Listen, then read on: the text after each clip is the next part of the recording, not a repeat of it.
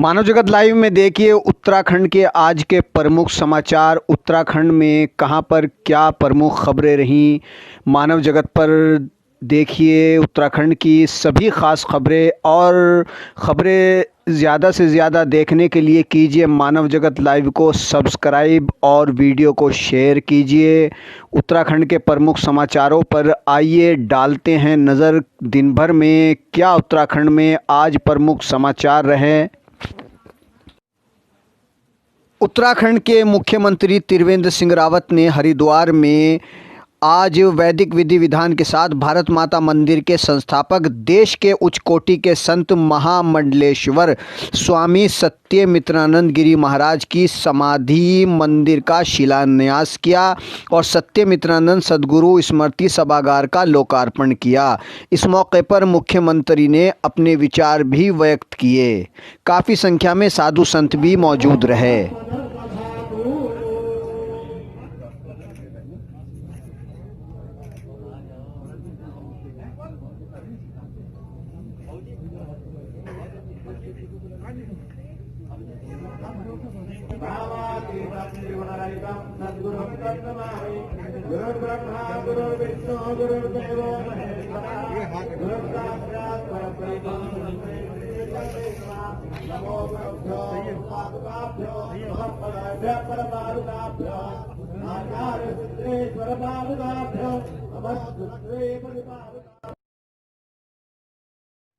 आज अशोक कुमार द्वारा पुलिस महानिदेशक उत्तराखंड का पदभार ग्रहण किया गया।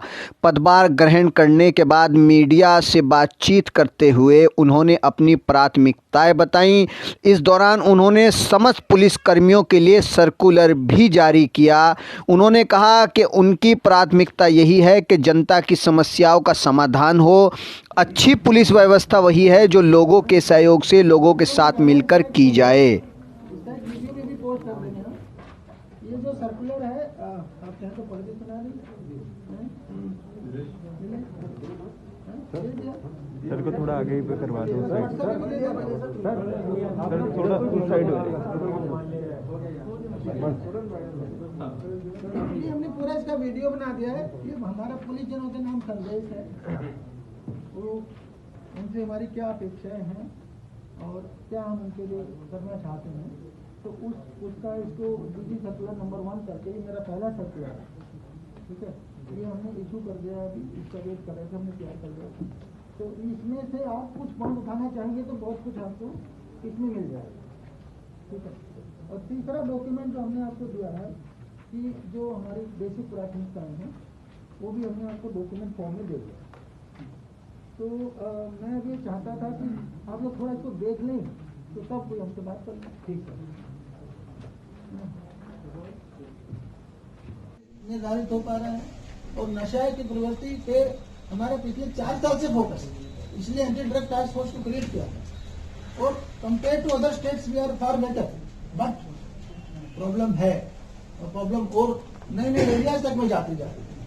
तो नशे की प्रवृत्ति पे रोक लगाना हमारी टॉप मोस्ट प्राथमिकताओं में से एक होगा।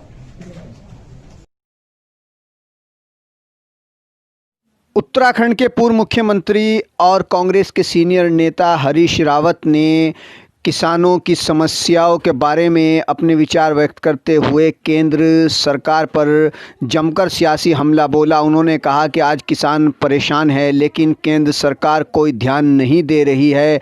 किसानों की परेशानियों में और ज़्यादा इजाफा हो रहा है। किसानों के हितों की अनदेखी केंद्र सरकार द्वारा की जा रही है। सिर्फ तरक्की और खुशहाली के सपने दिखाकर सत्ता में आई मोदी सरकार ने किसानों की समस्याओं पर कोई ध्यान नहीं दिया, जिसके कारण उनमें आज नाराज़गी बढ़ रही है और उस समस्याओं में भी उनकी बढ़ोतरी हो रही है। फार्मर्स हैशटैग के तहत मैं देश भर के अपने किसान भाइयों जो आज संघर्ष का बिगुल बजाते हुए दिल्ली पहुंचे हैं, उनके साथ अपनी एकजुटता जाहिर करता हूं, कांग्रेस की एकजुटता जाहिर करता हूं। हमें बहुत दुख के साथ कहना पड़ रहा है कि अन्नदाता जिसने अर्थव्यवस्था के संकट के समय में अपने पसीने की बूंदों से इतना अन्न उगाया कि हमारी अर्थ टूटती हुई बिखरती हुई अर्थव्यवस्था को संबल मिला और उसको पुरस्कार दिया गया 3 काले कानून थोपकर। किसान ने हर संभव तरीके से अपने विरोध को व्यक्त किया, उसके विरोध की अनसुनी की गई, उसको जबरदस्ती ये समझाने की कोशिश की गई कि हमने ये कानून तेरी बेहतरी के लिए बनाया है।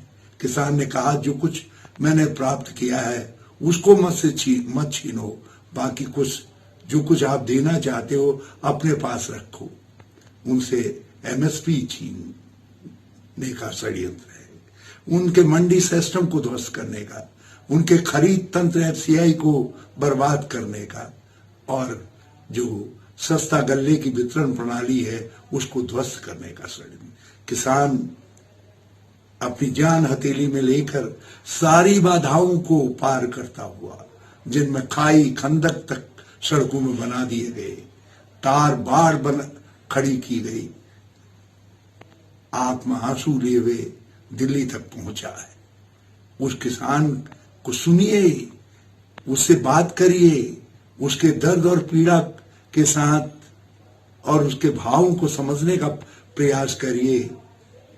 आप कांग्रेस को कोस सकते हैं, लेकिन किसान के दर्द के यथार्थ को यदि आप अनदेखा करेंगे तो उससे खेती भी बर्बाद होगी और किसानी भी बर्बाद होगी। और इसलिए केंद्र सरकार से हमारा आग्रह है कि वो किसानों से बातचीत करे और इन 3 काले कानूनों को समाप्त